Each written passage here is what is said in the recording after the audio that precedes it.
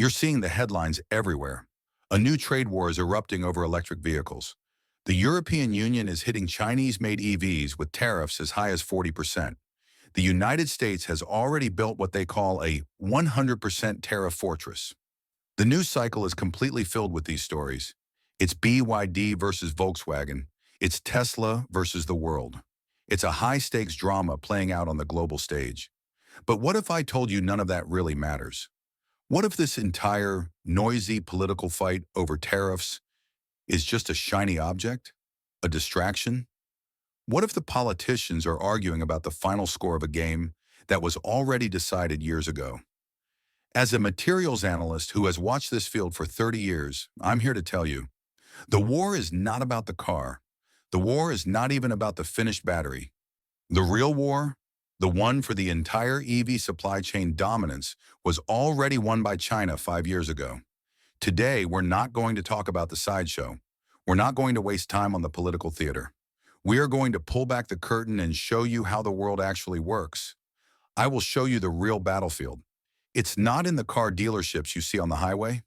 It's in the quiet, complex, and often dirty chemical refineries and deep in the minds of countries most people have never thought about. And I will explain, step by step, how China executed one of the most brilliant, patient, and ruthless industrial strategies of the 21st century, all while the West was completely and arrogantly asleep at the wheel. The myth, the war you are told to see.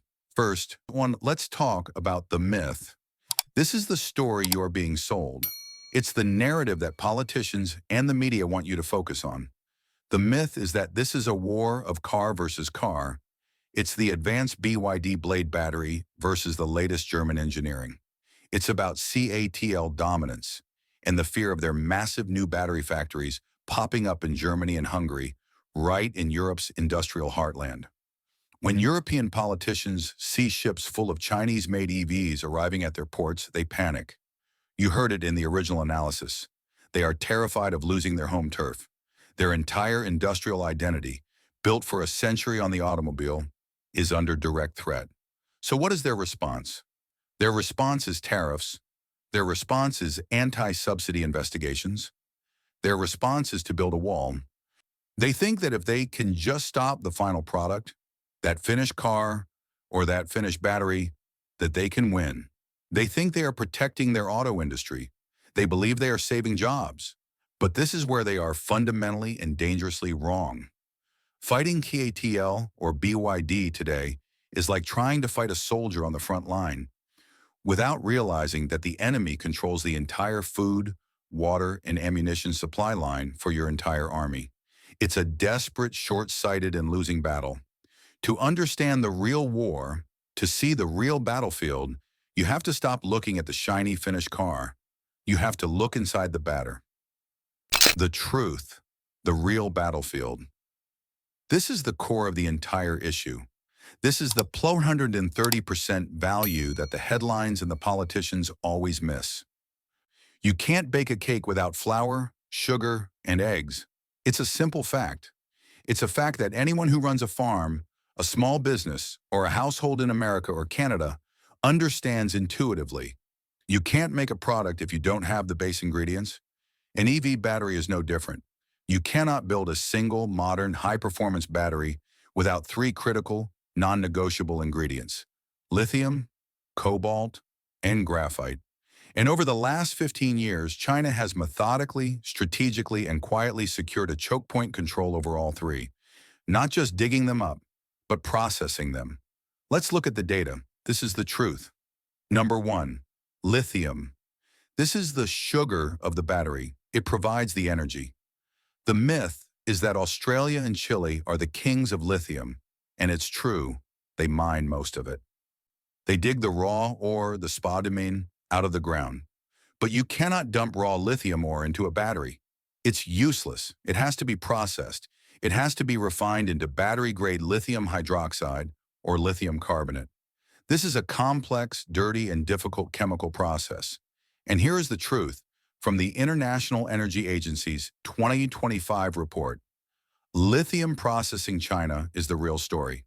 China controls 65% of the world's entire lithium refining capacity.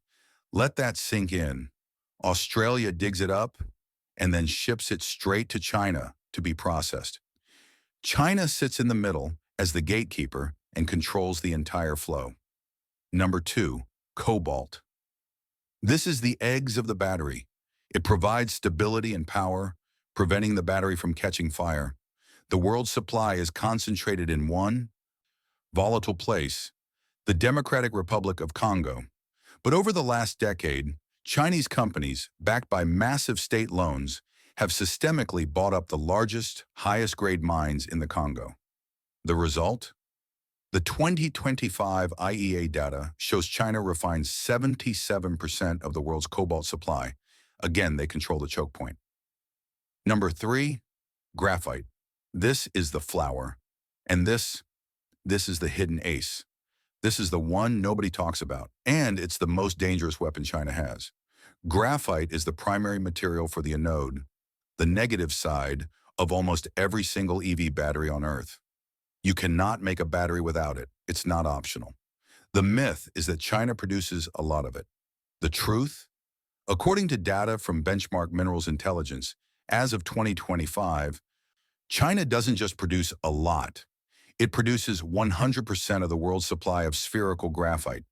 That is the specific battery-grade processed material needed for EV anodes. Not 90%, not 95%, 100%. It is a total, absolute global monopoly. Think about what this means. The entire global auto industry, Volkswagen, BMW, General Motors, Ford, Toyota, all of them run on Chinese graphite. And if you think this is just a business advantage, you are mistaken. This is a weapon. And on December 1st, 2024, China activated that weapon. They didn't announce it on the front page of the Wall Street Journal. They quietly imposed new, strict export restrictions on graphite. They didn't ban it. They didn't need to. They just sent a clear, cold message to the world. You can build your gigafactories in Germany and Tennessee. You can spend billions on new car designs. You can pass all the tariffs you want. But we decide if you get the ingredients. It doesn't matter if you have a blueprint for the greatest car in the world. If you don't have lithium, cobalt, and graphite, you cannot build a single battery. This is the real EV supply chain dominance. The war isn't coming. The war is already over. China's 15-year master plan. So how did this happen? How did the West, with all its economic power, all its intelligence agencies, all its corporations, how did they let this slip through their fingers? It wasn't an accident. It wasn't a free market evolution. It was a plan. It was one of the most patient, brilliant, and ruthless industrial strategies of our lifetime. Let's go back 15 years to the 2010s. What was the West focused on? We were focused on oil, the fracking revolution. We thought we had secured energy independence for 100 years with natural gas. At the exact same time, China was looking at a different future. They launched state-led plans like Made in China 2025. They knew that the future was not combustion, it was electrification. And they knew that to win electrification, you had to control the materials. So they launched a three-pronged strategy. Prong 1, secure the mines. While Western companies were focused on quarterly profits, Chinese state-owned companies were given a different mandate: secure resources, at any cost. They sent their engineers and bankers all over the world. They bought lithium mines in South America. They bought cobalt mines in Africa. They didn't care about the short-term profits. They cared about the long-term China raw materials control. Prong 2, own the dirty work. This is the part the West forgot or willingly gave away. Refining these materials is a messy, chemically intensive industrial process. It creates pollution. It's difficult. While Western nations, including the US and Canada, were shutting down refineries and chemical plants because of strict environmental regulations, China was building them on a massive, unprecedented scale. They were willing to take on the environmental cost in exchange for absolute strategic dominance. They let the West outsource its pollution, and in doing so, the West outsourced its entire industrial future. Prong 3. Innovate at home. China didn't just want to control the materials, they wanted to control the final product. So they poured billions into a protected home market. They subsidized research and development. They funded their universities and their tech champions. And out of that protected ecosystem, giants emerged. CATL dominance is not an accident. The BYD blade battery is not an accident. They are the capstones of a 15-year plan built on a foundation of refined minerals that no one else has. And this strategy wasn't just for batteries. It was for the entire car. The electric motor in an EV runs on high-power, permanent magnets. Those magnets are made from rare earth minerals China. And guess what? China controls 90% of the refining for those too. They control the batteries, and they control the motors. By 2025, when the EU and the US finally woke up and decided they wanted their own supply chains, they made a terrifying discovery. They had no mines, they had no refineries, and they had no expertise. According to the International Energy Agency, the average time it takes for a new mine to go from discovery to production is 16.5 years. 16 and a half years. Even if we started today, we are over a decade and a half behind. You cannot close a 16.5-year gap with a tariff. China didn't just get a head start, they lapped us. A final warning to North America. So let's go back to those tariffs in Brussels. Do you see the panic now? Do you see the desperation? Europe's tariffs are not an act of strength. They are a sign of total strategic failure. The battery technology war is not about the finished car. It's about the ingredients. And while the West is busy arguing over the price of the final cake, China owns the farm. They own the flour mill, and they own the sugar refinery. They control the entire industrial food chain, from the ground to the garage. And if you are sitting in America or Canada, this is not a foreign problem. This is a direct and present threat to our own auto industry. The United States Geological Survey's 2025 report, that's our government. That report states that the U.S. is 100% dependent on imports for the battery-grade graphite we just talked about. 100%. We do not produce any of it. So when China restricts graphite exports, as they did last December, it isn't a warning to Europe. It's a warning to us.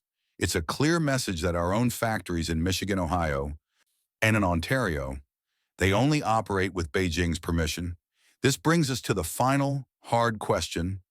The US and Europe are fighting over the price of the final car, but China already owns the entire supply chain that builds it. Do you believe the West can ever build its own independent EV supply chain? Or is this a permanent, fundamental shift in industrial power? Let me know your thoughts in the comments. And while Brussels is busy taxing the outside of the car, China has a complete stranglehold on the inside. But there is one new technology that could change all of this: solid-state batteries. A miracle battery that doesn't use graphite. In our next video, we'll investigate if this miracle technology, future of solid-state batteries, is the West's last hope to break the chain, or if it's already too late. Click the video on your screen to watch.